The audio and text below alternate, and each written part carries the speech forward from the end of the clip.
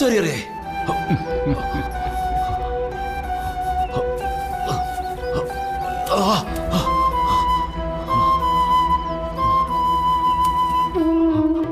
தாங்கள் போய் எனது காலை.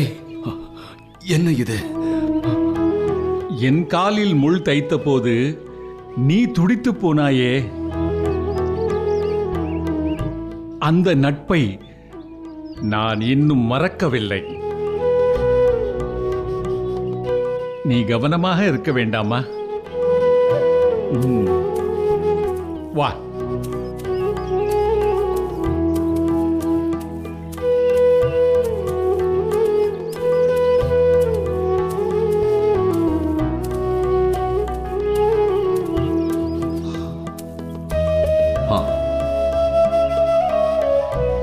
இந்த எளிய பரிசை தாங்கள் ஏற்றுக்கொள்ள வேண்டும். என் ஆருயிர் தோழன் நீ கொடுக்கும் பரிசு எப்படி எளியதாக இருக்க முடியும்?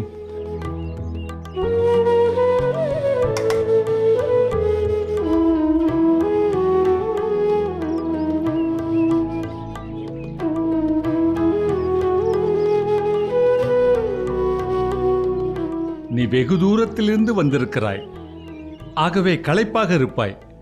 இந்த பழங்களை உண்.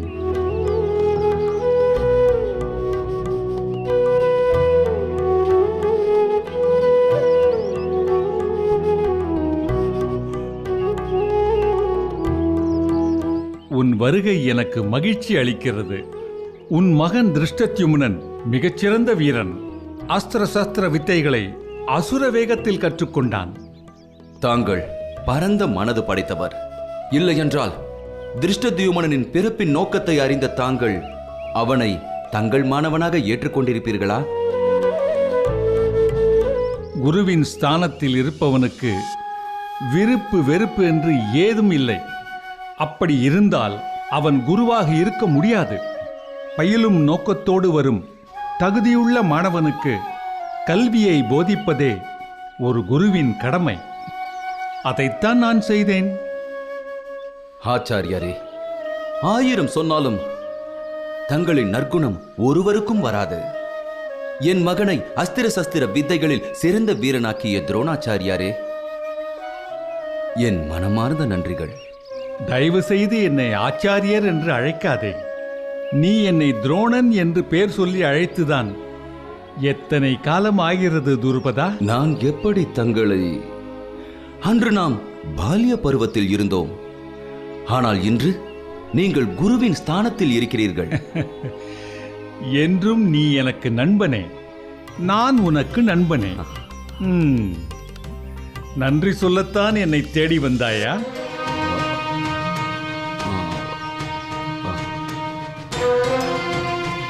அது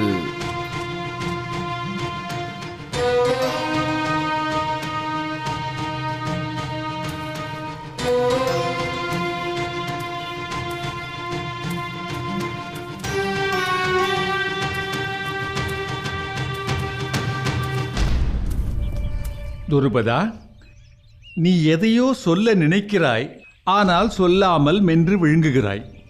நான் உன் நண்பன் அல்லவா? தயங்காமல் சொல்.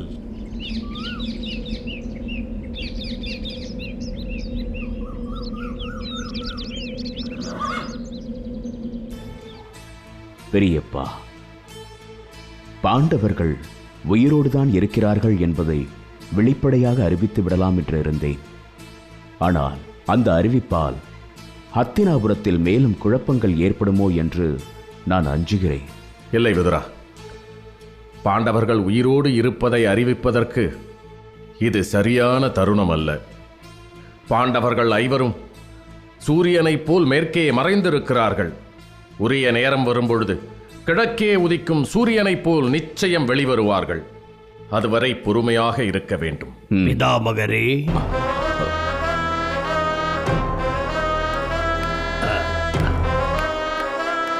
வணக்கம்.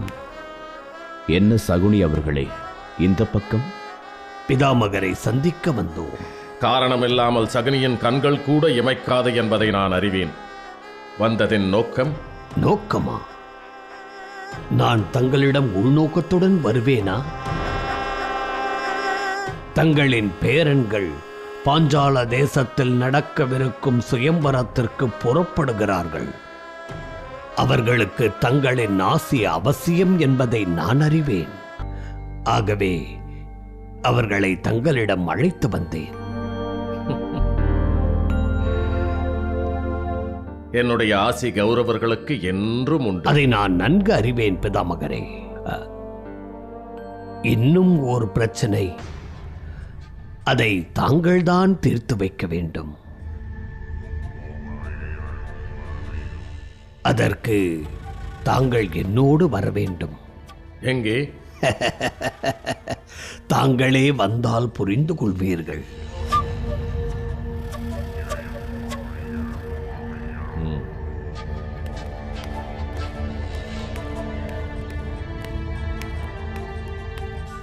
துருபதா, நீ எதையோ சொல்ல நினைக்கிறாய், ஆனால் சொல்லாமல் மென்று விழுங்குகிறாய். நான் உன் நண்பன் அல்லவா? தயங்காமல் சொல். நான் தங்களிடம் ஒரு உதவி நாடியே வந்திருக்கிறேன். ஆனால் அதை எப்படி கேட்பது என்றுதான் எனக்கு தயக்கமாக இருக்கிறது. துருபதா, நீ என் சிநேகிதன். நீ என்னை உன் எதிரியாக நினைக்கிறாயா, இல்லை நண்பனாக நினைக்கிறாயா? அதை பற்றி நான் கவலைப்படவில்லை. நான் உன்னை என் நண்பனாக நினைத்துதான் பழகுகிறேன். ஆகவே நான் உனக்கு உதவ கடமைப்பட்டவன். தயங்காமல் உன் பிரச்சனை என்னவென்று என்னிடம் சொல். என் சக்திக்கு உட்பட்டதாயின் உன் பிரச்சனையை நிச்சயம் தீர்த்து வைப்பேன். நான் என் மகள் திரௌபதிக்கு சுயம்வரம் அறிவித்திருக்கிறேன். இது குறித்து தங்களுக்கு தெரியும் அல்லவா? பாரத வருஷம் எங்கும் இப்போது அதுதானே பேச்சு. எனக்கு தெரியாமல் இருக்குமா? 3 லோகங்களிலிருந்தும் சுயம்வரத்திற்கு அரசகுமாரர்கள் வருவதாக நான் கேள்விப்பட்டேன். அந்த இந்திரனை வந்தாலும் எனக்கு கவலை இல்லை. நான் எதிர்பார்ப்பது தங்களின் பிரியத்திற்குரிய சீடனான அர்ஜுனனை தான். இந்த சுயம்வரத்தையே அர்ஜுனன் நிச்சயம் வருவான் என்ற நம்பிக்கையில் தான் ஏற்பாடு செய்திருக்கிறேன். அர்ஜுனன் உயிரோடு இருக்கிறான் என்பதை நீ நம்புகிறாயா? நிச்சயமாக நம்புகிறேன். பிறகென்ன? சுயம்வரத்தை நடத்த வேண்டியதுதானே? அர்ஜுனன் மட்டுமே வெல்லக்கூடிய ஒரு கடுமையான போட்டியை சுயம்வரத்தில் ஏற்பாடு செய்ய வேண்டும். அர்ஜுனனின் ஆற்றலையும் அவனின் அஸ்திர சஸ்திர வித்தைகளின் வலிமையையும் அறிந்தவர் தாங்கள் ஒருவர் மட்டுமே. தாங்கள் தான் இப்பொழுது எனக்கு நல்லதொரு வழியினை காட்ட வேண்டும். இதில் நான் என்ன செய்ய வேண்டும் என்று நீ எதிர்பார்க்கிறாய்? அர்ஜுனனின் தனிச்சிறப்பை அறிந்தால்தானே அதற்கு தகுந்தாற்போல் ஒரு போட்டியை உருவாக்க முடியும். அதற்கு தாங்கள் தான் உதவ வேண்டும்.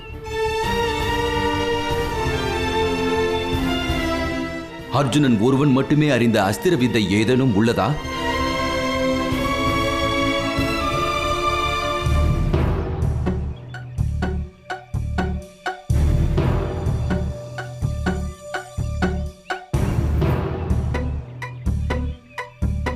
இருக்கிறது. அப்படி ஒரு அற்புத வித்தை அர்ஜுனனிடம் இருக்கிறது. என்ன வித்தை அது? இப்பொழுதே கூறுங்கள். ஒரு நாள் நான் அயர்ந்து உறங்கிக் கொண்டிருந்தேன். அப்போது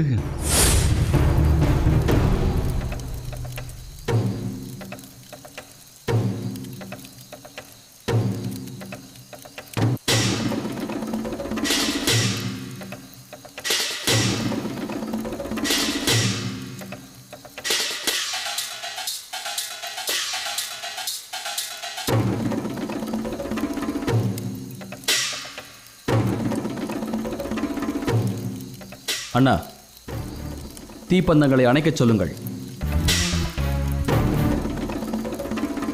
பந்தத்தை அணைத்து விடுங்கள்.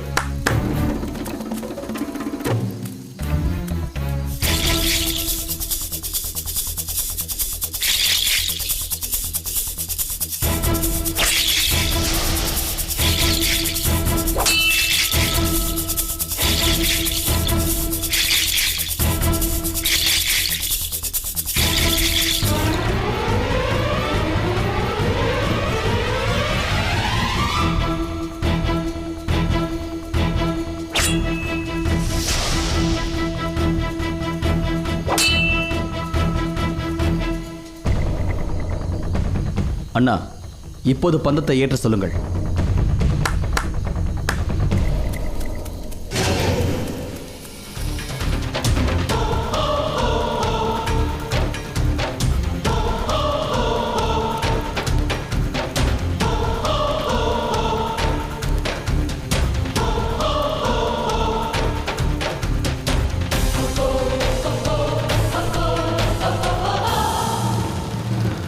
அபாரம், அபாரம்! நீயே உலகத்தில் சிறந்த வில்லாளி என சொன்ன நமது குருவின் வாக்கினை மீண்டும் ஒருமுறை நிரூபித்திருக்கிறாய். இருளில் கூட இலக்கை தவறவிடாத உன் அசாத்திய திறமை யாருக்கு வாய்க்கும்? உன்னை சகோதரன் என்று சொல்லிக் கொள்வதில் பெருமை அடைகிறேன். இப்படி ஒரு சாதனையை இனி யாரும் நிகழ்த்த முடியாது.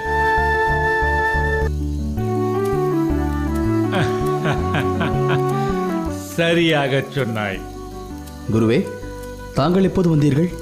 அஸ்திர பயிற்சியை தொடங்கிய போதே நான் இங்கு வந்துவிட்டேன். ஐயோ, அப்படி என்றால் நாங்கள் தங்களின் உறக்கத்தை கலைத்து விட்டோமா? நான் உறங்கி இருந்தால் இப்படி ஒரு அற்புத காட்சியை கண்டிருக்க முடியுமா அர்ஜுனா? அர்ஜுனா, உன்னை போன்ற ஒரு வில்லாளியை நான் இதுவரை கண்டதில்லை. அத்தனையும் தாங்கள் எனக்கிட்ட பிச்சை குருவே. இலக்கை சிந்தையில் நிறுத்தி இருளில் லட்சியத்தை அடிக்கும் இந்த அற்புத வித்தையை எங்கிருந்து கற்றாய்? குருவே, ஒரு நாள் இரவு நான் உணவருந்து கொண்டிருந்தேன். அப்போது விளக்கு திடீரென்று அணைந்து விட்டது. ஆனாலும் என் கை தானாக உணவை எடுத்துக்கொண்டே வாய்க்கு சென்றது. இது எப்படி சாத்தியமாகிறது என்று அப்போதுதான் யோசித்தேன்.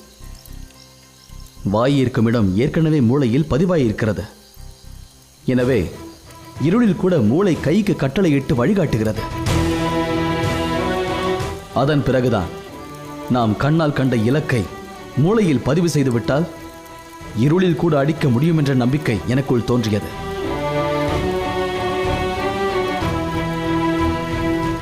உடனே அஸ்திர பயிற்சியை இருளில் தொடங்கினேன். வெளிச்சம் இருக்கும் போதே இலக்கை கண்களால் பார்த்து மூளையில் பதிய வைத்தேன். இருள் சூழ்ந்ததும் இலக்கிருக்கும் இடத்தை மூளை எனக்கு சுட்டி காட்டியது.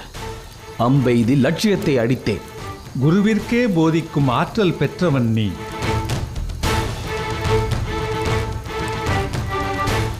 வில்லுக்கு விஜயன் என்று இந்த உலகம் உள்ளவரை உன்னை போற்றும்.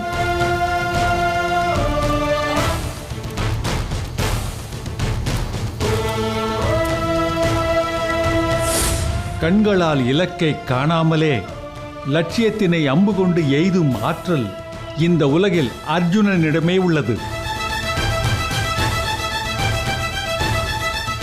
இந்த நூதன வித்தையை அறிந்தவர், நான் அறிந்தவரை அர்ஜுனனை தவிர வேறு எவரும் இல்லை.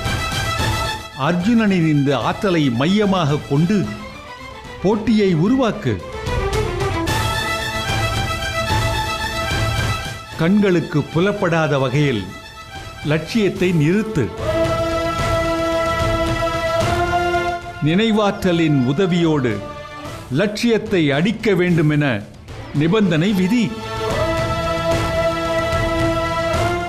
மேலும் ஒரு விஷயம், தேவர்களால் வழங்கப்பட்ட சின்முரம் என்ற அபூர்வ வில் வித்யாபுர சிவாலயத்தில் உள்ளது. அந்த வில்லை ஏந்தி நிற்க அபார சக்தி தேவை. அதனை கொண்டு நான் சொன்ன முறையில் லட்சியத்தை அடிக்க வேண்டும் என்று போட்டியை உருவாக்கு. பராக்கிரமமும் அபூர்வ அஸ்திர வித்தையும் தெரிந்த அர்ஜுனனே நிச்சயம் வெற்றி பெறுவான். வழி தெரியாமல் ஈருளில் சிக்கி தவித்தது என் மனம். தாங்கள் வழிகாட்டி விட்டீர்கள். தங்களுக்கு நான் எப்படி கைமாறு செய்ய போகிறேன் என்றே தெரியவில்லை. நண்பனான உனக்கு உதவுவதில் எனக்கு மகிழ்ச்சி துருபதா. இந்த சுயம்பரத்திற்கு நிச்சயம் அர்ஜுனன் வருவான் அல்லவா? துருபதா, உன்னைப் போலவே நானும் என் பிரியத்திற்குரிய சிஷ்யன் அர்ஜுனன் உயிரோடு வருவான் என்று காத்து கொண்டிருக்கிறேன். உன் எண்ணம் நிச்சயம் ஈடேறும். தங்களின் வாக்கை அந்த ஈசனின் வாக்காக நினைத்து மதிக்கிறேன். நமக்குள் இருக்கும் பகைமையையும் மறந்து முன்பு என் மகனுக்கும் இப்பொழுது என் மகளுக்கும் தாங்கள் உதவி இருக்கிறீர்கள். இதை நினைத்து நான் வியப்படைகிறேன். உன்னை வியப்படைய செய்தது நான் அல்ல, நடந்து முடிந்த செயல்கள் எது நடைபெற வேண்டும் என்பதை முடிவு செய்யும் உரிமை உனக்கும் கிடையாது, எனக்கும் கிடையாது. அனுபவ கண் கொண்டு பார்த்தால் நான் சொன்னது உனக்கு புரியும். ஆதலால் நம்மை வழிநடத்தும் காலத்திடம் பொறுப்பை ஒப்படைத்துவிட்டு நீ கலங்காமல் செல் துருபதா. நன்றி, நான் வருகிறேன்.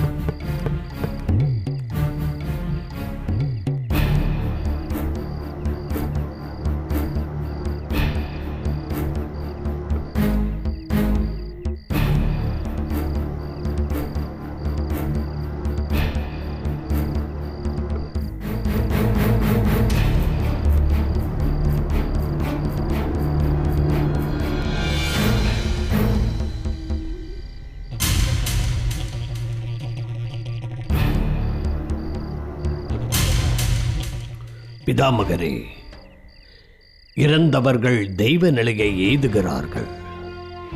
ஆகவே அவர்களுடைய ஆசியும் அவசியமானதல்லவா? நிச்சயமாக. நமது ராஜகுமாரர்கள் சுயம்வரத்திற்கு செல்ல தயாராகிறார்கள். அவர்களுக்கு குருவம்சத்தின் சக்கரவர்த்தி சந்தனு மகாராஜா, சித்ராங்கதன், விசித்திர வீரியன் என இறைவனடி சேர்ந்தோரின் ஆசியை பெறுவது அவசியம் அல்லவா? அப்படி இறந்தவர்களிடம் ஆசி பெறுவதில் தவறொன்றுமில்லையே. இதில் என்ன தவறு இருக்கிறது? ஆனால் தங்கள் பேரன் துரியோதனன் இறந்தவர்களிடம் ஆசி பெற மறுக்கிறான்.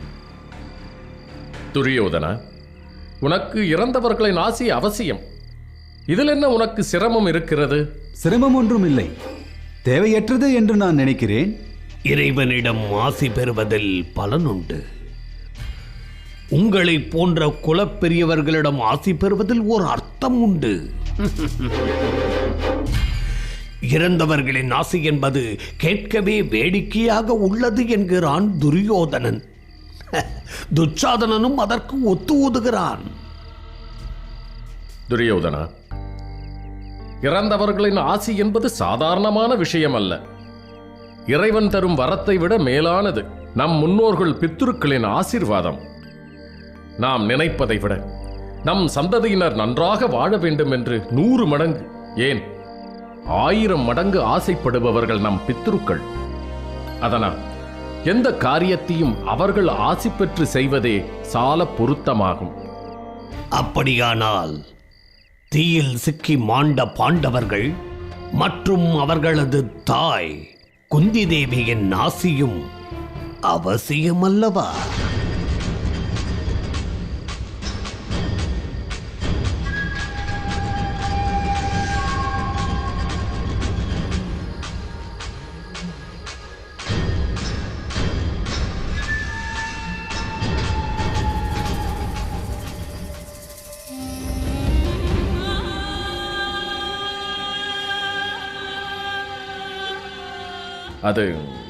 அது தேவையற்ற ஒன்று. துரியோதனன் சொல்வதுதான் சரி.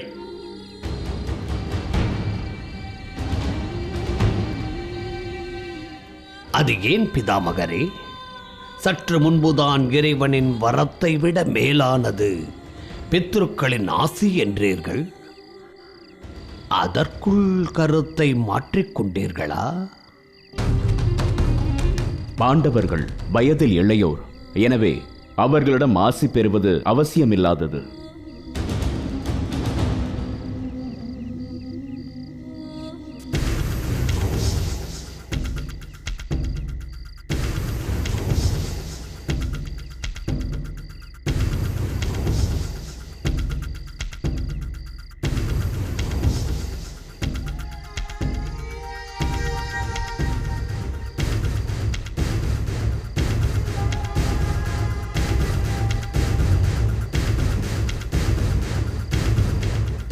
மனிதன் இறந்ததும் தெய்வமாகிறான். தெய்வத்திற்கு ஏது வயது? இதில் மூப்பு இளமை எங்கே வந்தது? எனவே மாண்டு போன பாண்டவர்களை வணங்குவதே சிறந்தது.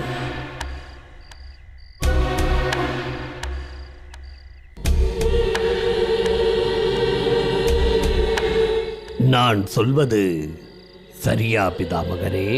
சகுனி, இங்கு என்ன செய்து கொண்டிருக்கிறீர்கள்?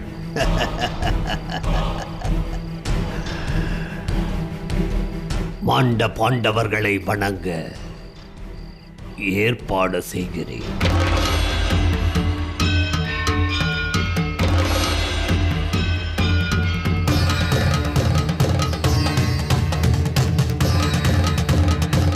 பிதாமகர் இந்த விளக்குகளை ஏற்ற வேண்டும்.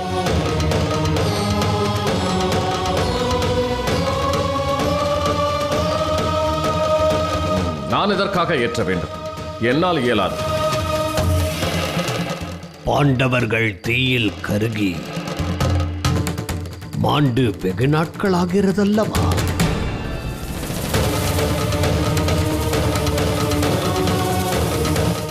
ஆனால் பாண்டவர்களின் மரணத்திற்கு பிறகு அவர்களை யாரும் நினைத்து கூட பார்ப்பதில்லை. அப்படி யார் சொன்னது? பரலோகம் சென்ற பாண்டவர்களாகியதை சொல்லப் போகிறார்கள். நான் தான் சொல்கிறேன். அதனால் தீயின் கொடிய நாவிற்கு இரையாகிய குந்தி தேவியார் மற்றும் பாண்டவர்களின் ஆசி கௌரவர்களுக்கு வேண்டும் என்று நான் விரும்புகிறேன். சரிதானே பிதாமகரே?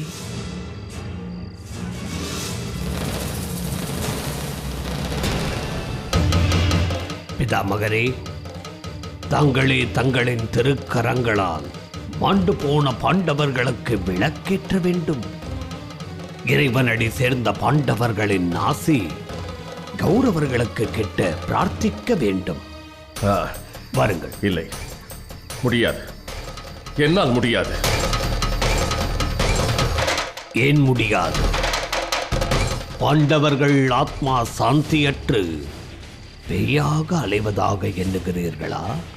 இல்லை, நரகத்தில் உழலும் பாண்டவர்கள் ஆசீர்வதிக்க அருகதையாகிவிட்ட ஆத்மாக்களாக இருப்பதாக நினைக்கிறீர்களா? போதும், நிறுத்து.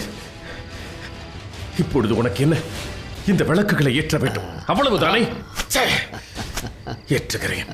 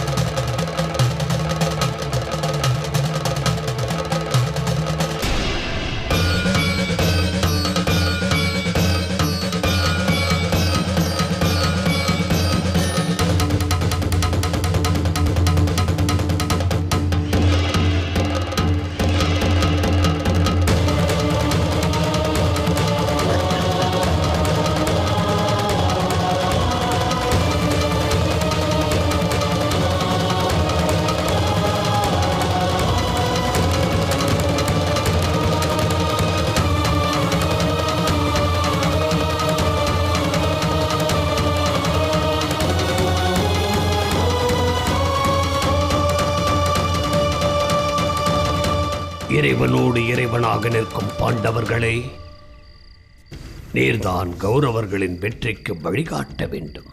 பிதாமகரே, அப்படியே தாங்களும் இவர்களை ஆசீர்வதியுங்கள்.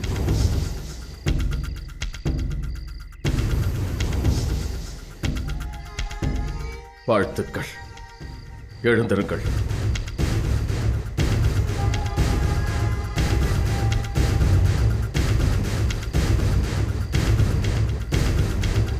பீஷ்ம பிதாமகருக்கு கௌரவர்கள் மேல் எவ்வளவு பாசம் என்று புரிந்து கொண்டாயா?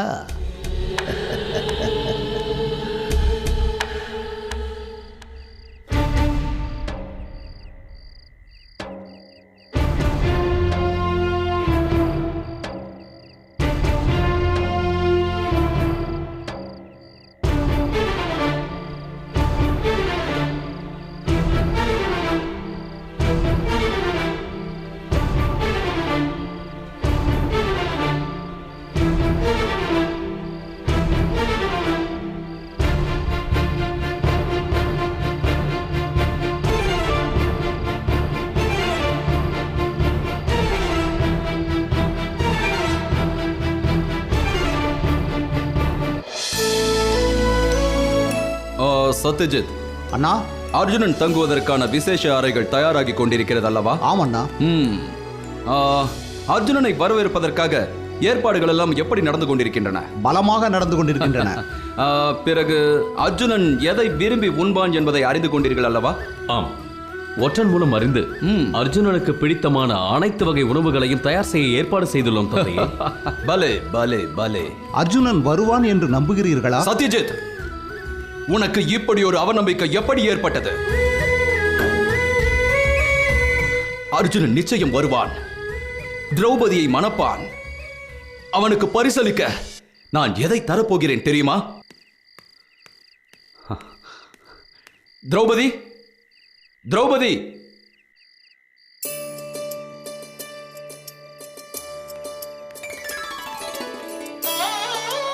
அண்ணா, அர்ஜுனனுக்கு பரிசு தருவதாக சொன்னீர்களே, அது என்ன பரிசு? சற்று போரு.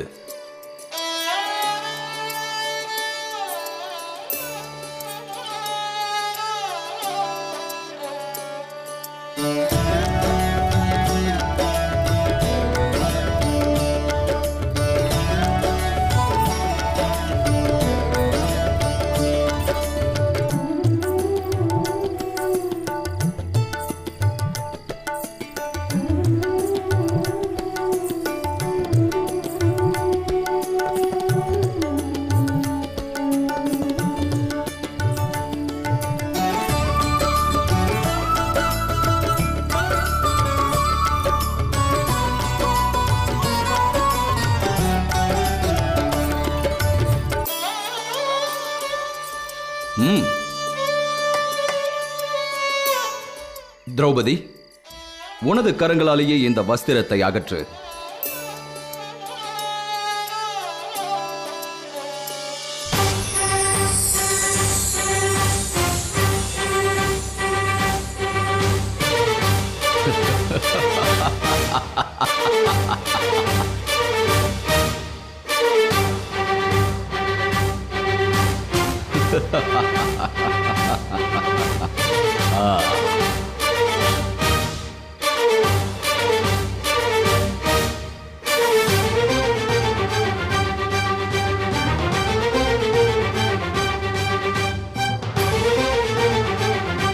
பார்த்தீர்களா?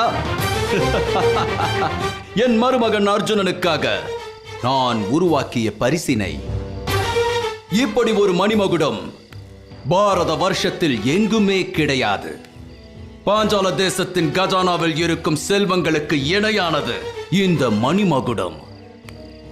சிந்து தேசத்தில் இருந்து வரவழைக்கப்பட்ட ரத்தினம், தக்காணத்தில் இருந்து வைரம், சிம்ஹ தேசத்திலிருந்து மரகதம், காந்தாரத்திலிருந்து மாணிக்கம் என நவரத்தினங்களும் 4 திக்கிலிருந்தும் வரவழைக்கப்பட்டு நான் உருவாக்கிய மணிமகுடம்.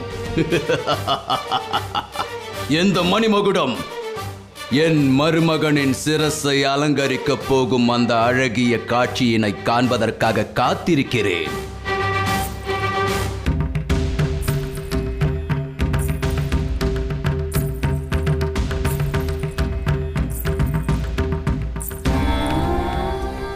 தந்தையே, நான் தங்களிடம் ஒன்று கேட்கலாமா? கேள் மகளே. யாகத்தின் மூலம் என்னையும் அண்ணன் திருஷ்டதீமனையும் அடைந்தீர்கள். திருஷ்டதீமனின் பிறப்பிற்கு நோக்கம் இருக்கிறது. துரோணனை கொன்று வஞ்சம் தீர்க்க வேண்டும் என்பதுதான் அவன் பிறப்பின் நோக்கம்.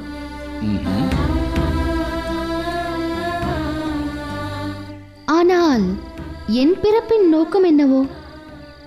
அர்ஜுனனுக்கு என்னை மனமுடித்து வைக்க வேண்டும் என்று எதற்காக சங்கல்பம் கொண்டீர்கள்? திரௌபதி,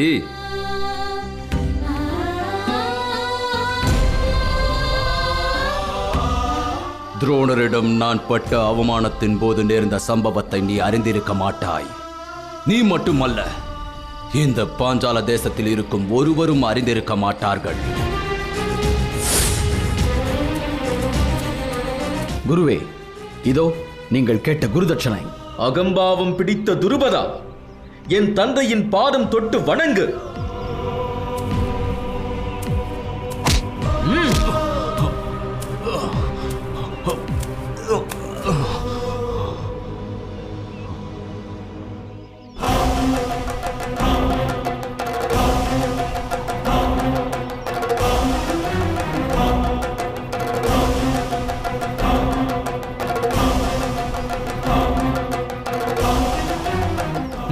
என்ன யோசனை?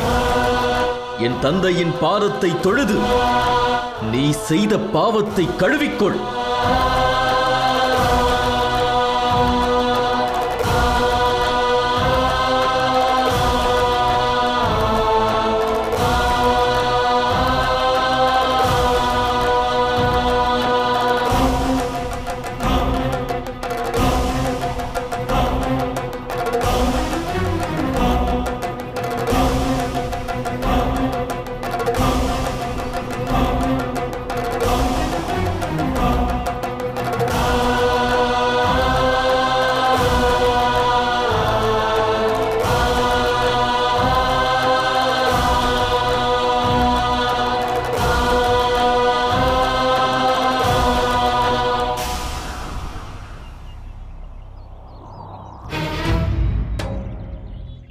அரசே, நிறுத்துங்கள்.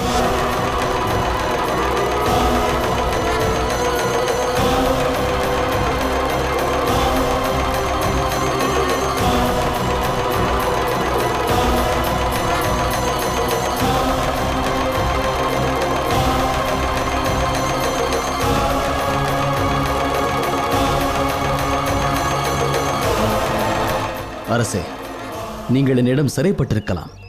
ஆனால் தாங்கள் மணிமுடி தரித்த பாஞ்சால தேசத்து மன்னர். சத்திரியரான நீங்கள் உங்களின் நண்பர் துரோணாச்சாரியாரின் பாதம் தொட்டு தொழுவது என்றுமே முறையாகாது. ஏன் முறையாகாது? இந்த துருபதன் ஆணவம் கொண்டு என் தந்தையை அவமதித்தான். இப்போது சிறைப்பட்டு என் தந்தையின் முன் கைதியாக நிற்கின்றான். அவன் துரோணாச்சாரியாரின் கால்களில் விழுவதே சரி. அஸ்வத்தாமா, சத்திரிய தர்மத்தையும் குரு தர்மத்தையும் மறந்துவிட்டு நீ பேசுகிறாய். காரணம், ஆத்திரமும் பழிவாங்கும் உணர்ச்சியும் உன் கண்களை கட்டி போட்டிருக்கின்றன. நீ அறிந்த தர்மம் தான் என்னவோ? மணிமுடி தரித்த அரசன் இறைவனுக்கு சமமானவன். அவன் யார் பாதங்களையும் தொழுவது சத்திரிய தர்மத்திற்கு எதிரானது.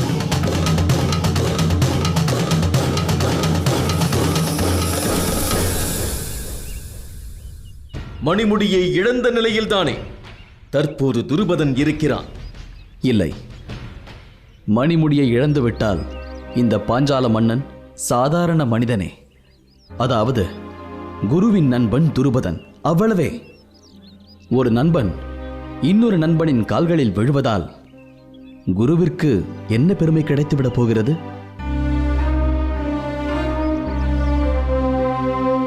தன் காலில் தன் சிநேகிதன் விழுவதை ஆச்சாரியார் ஒருபோதும் விரும்ப மாட்டார். நான் சொல்வது சரிதானே குருவே? சரிதான் அர்ஜுனா. நடக்கவிருந்த பிழையிலிருந்து என்னை காத்தாய். இப்பொழுது நான் உனக்கு குருவல்ல, நீதி தர்மத்தை எனக்கு போதித்த நீயே என் குரு.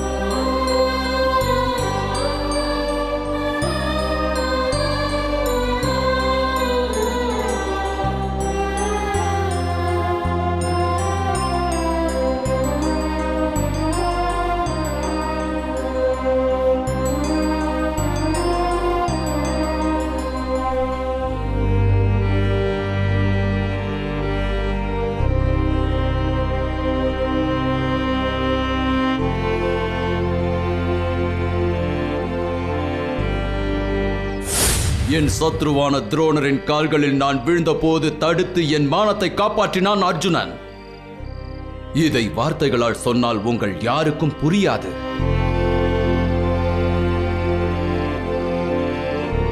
ஒருவேளை நான் துரோணாச்சாரியாரின் கால்களில் விழ வேண்டியிருந்தால் என் புகழ், என் மானம், மரியாதை அனைத்தும் மண்ணோடு மண்ணாகி இருக்கும். அந்த துரோணரின் கால்களில் விழ வேண்டி நேர்ந்த போது நான் எப்படி துடித்தேன் தெரியுமா? அப்படி ஒரு சம்பவம் மட்டும் நடந்திருந்தால் இன்று இந்த துருபதனை நீங்கள் யாரும் உயிரோடு பார்த்திருக்க முடியாது.